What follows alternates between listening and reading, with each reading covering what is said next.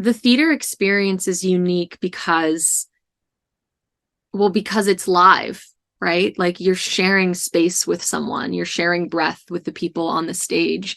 Even if an actor goes in fully memorized, having done the show hundreds of times, you still, right before you step on that stage, you don't know what's going to happen. And neither does the audience. And that kind of electricity, you just don't get in the same way when you watch a film. What you're getting when you watch a film is someone else's perfectionism, right? They get to edit it, they get to craft it, they get to pick what scenes. Even the timing between the lines can be perfectly crafted from behind the scenes. But with theater, it's different every single night. And I feel like more and more, even with the introduction of AI, with the pandemic, that notion of sharing breath with someone is so rare. And you can only find that in the theater. For me, what I love about theater is that it does stand on its own at its best, in my opinion, when it's doing what no other medium can do, which is to create a living, breathing moment that is impossible to halt or to capture, really, because it is happening as you are watching it, and I don't think anything else can replicate that, pretty much, because everything else is pre-planned, and you're like Lindsay said, you're watching exactly what they want you to see.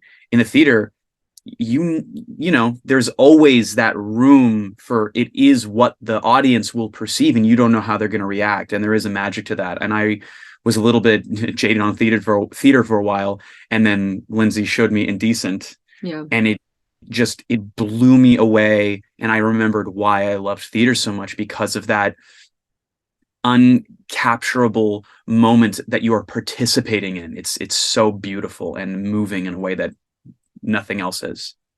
I think musical theater is so unique. Well, this is one of many, many, many reasons, but this is just the one that surfaced, because music can express what words cannot on their own.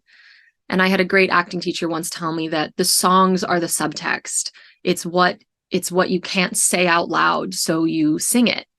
And I feel like music is universal, even if you don't have lyrics, depending on the melody and the structure and the tempo, it's universal. Like across all cultures, all languages, when a song is sad or when a song is happy or when a song is anxious.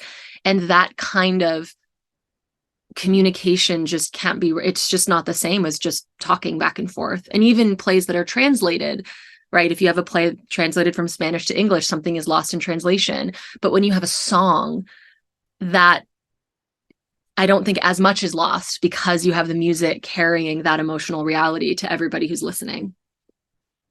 And for me, what separates musicals is that, well, and this is more of a technical answer, because she'll answer with more of the artistic answer. For me, the technical thing is it builds in another layer of craft, of logic, of depth to the universe that you're in, and once again produces something that is unlike anything else. You are building in this very shared common experience. Everybody likes, I think most people like music, but I would say that most people have a form of music that they respond to. And so adding that in a very surreal way keeps it, when you're doing a play, I imagine, or a movie is like it, you're watching it and you're really supposed to suspend disbelief. With a play, okay, you're in this, what is on stage is probably not real, probably. And in musical theater, it's like we take that to an extreme, and the ability to do that well is so incredible. And I strive to do what the greats, even come close to what the greats have done in terms of creating that ridiculously impossible experience and making you totally buy into it. Not only buy into it, empathize with it, connect with it. That's an incredible thing. So I first heard about Fringe when I lived in New York, and the first Fringe I ever performed in was actually in Toronto. So I got to kind of bounce around and experience it in a different city. And I really think, I mean, Fringe is unique because it's for everyone, you know, no matter, you can have a perfectly perfected project that you've been working on for years. You can be workshopping something. You can do a one-woman show, a musical, a play. If you're an actor and you've always wanted to be in, you know, such and such play, you can produce it yourself. So there's a level of accessibility with Fringe that I don't really think exists in any other medium except maybe social media. It's like the theater version of TikTok, where you can get together and throw a show together and scratch the itch or try something new. And it brings together so many different kinds of artists and mediums, all condensed in the same place. I mean, you can see, if you time it right, you can see like 3 or 4 shows in one day. And that's really special. And I know that Fringe has been a stepping stone to a lot of really unique artists. Like we know that the writers from Come From Away started in Fringe. You know, Fleabag was a Fringe one-woman show. So, and I don't know if that show would have necessarily have been noticed in the same way if not for Fringe. So I really think that's what makes it special. I first heard about Fringe just, of course, because I live in LA, and the Hollywood Fringe Festival is a big occurrence. And so I've always had friends of mine in it, and I've seen shows. And then actually my first show in Fringe was in 2019. I wrote a little song cycle called 5, which I want to revive. It's so beautiful. Not to plug his other show, but it's gorgeous. And that was even the first time that I really produced sort of my own project with a co-writer, of course, but just something that I was all my idea with the Playwrights. Yeah, I don't want to give her credit. However, and then we did and so since then I went, well, this is a great medium. This is where we can go to try stuff out. You know, I know that so I'm the type of writer that loves structure. I love to feel like there's in the right way limitations, because it forces me to think more creatively, in my opinion. And I also know that a lot of writers don't like that. They want to push back against what has been established as these are the things you do. And I think that having a space where you can safely push back against the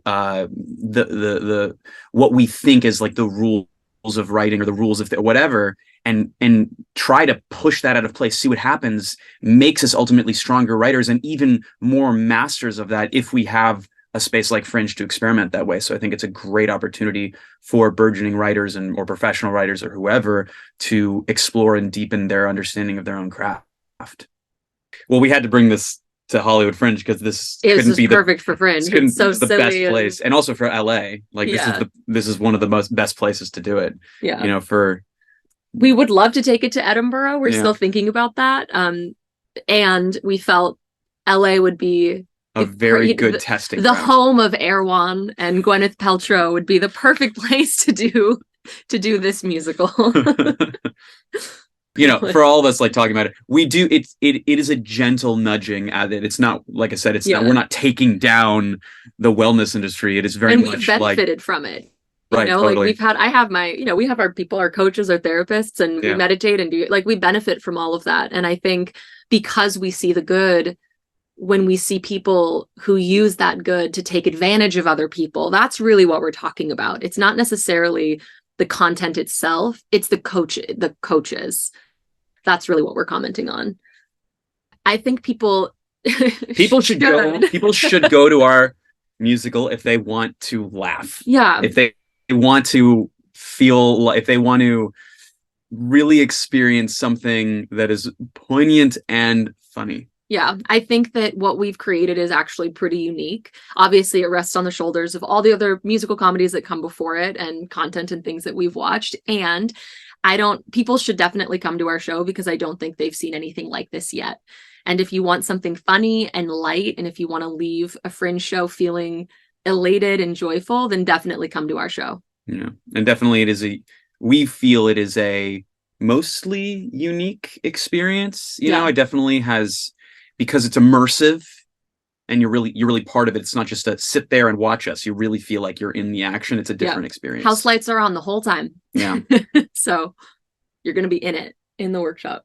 I think it's important to participate in Fringe because, like, obviously go for yourself because there's so many great shows. We saw a couple this last week that were just amazing and so much fun. So definitely go for yourself, because you're going to find something that you love. The Fringe Festival is so unique and so diverse, and you're going to find something that works for you. But go because you're going to be making some artist who's been working on this so hard so happy. Mm-hmm. I mean, there's nothing worse than pouring tons of time and rehearsals and energy into a show and then not getting to share it with anyone. So the tickets are not expensive. If you have the time, come see one show, and you'll just be making a little theater nerd so happy. Yeah. See a couple shows. Like I said, they're usually less than an hour. It's just a good time, and it's really easy to see a lot of shows in one day. And it's also, going back to what we said about our love of theater, it's that you're potentially experiencing a form of art that can only really be experienced in that way on the stage. And so you're just getting an opportunity to share that experience, especially, after a couple years of not being able to do that. That's, And you never know, you might be seeing the first iteration of something that goes on to Broadway or television, and you can say, I was there, and there is something special about those big houses, like the Amundsen and Broadway and just those big theaters, but there's really nothing quite like being in a 50-seat theater where you're right up there with the actors, and you really can't recreate that. So that's another reason to go to Fringe. We are definitely hoping to be nominated. We reached out to a couple judges and have been inviting people, but yes, that's definitely a hope that we would be part of Pick of the Fringe or invited to go to Edinburgh or New York. That would be incredible. Yeah. And I think, though, bottom line is the joy of, we had this idea, we thought it was awesome, we loved an opportunity to share it, so we made it happen, and it's happening. And I mean, that's what that's one of the things life is really about, is sharing those creative bursts of joy, Yeah. And really everybody at Fringe has done such an accomplishment. Like, writing is so hard, and it's so easy to judge a show after the fact and go, oh, well, they should have done this here, they should have done this here. But until you're behind the computer doing it yourself, like, it's so difficult. And anyone at Fringe who feels like, oh, my show didn't quite get there, or didn't have the ticket, or whatever, all that stuff, just, they've already won because they did it. And that's the hardest part, is just doing it. Everything else is luck and magic and icing. Glorious icing. Our hopes and dreams are web miniseries, and then getting picked up by HBO, and then it gets adapted to stage, and we EGOT. Right? That's it. I will accept nothing less. And then the more grounded answer to that question. But I'm manifesting. But I also, right, of course, to stick with the theme of the show, we're manifesting that. I mean, at this point, I'm trying to just look at the next step, one step at a time. And right now, that's putting on an amazing show for Fringe. And of course, in my wildest dreams, everything that Griff said, I would love to be one of those stories where, oh yes, Lindsay and Griffith, they started out at Hollywood Fringe with that, It's Your Fault puppet musical. And that inspires new writers to come out, and we'll definitely do spoilers. Yeah. Oh, I invited, I mean, should I No. Okay. We've invited a lot of people. If Gwyneth Paltrow came, that'd be amazing. Yeah, if Gwyneth, if you're watching, we would love to have you. You've been a big inspiration. Yes, very big inspiration. And I would love it if you came to our show. I am Lindsay Gitter. I'm Griffith Frank. And please come join us for It's Your Fault, a new musical farce poking fun at the self-help world. We would love to see you there. See you at the theater.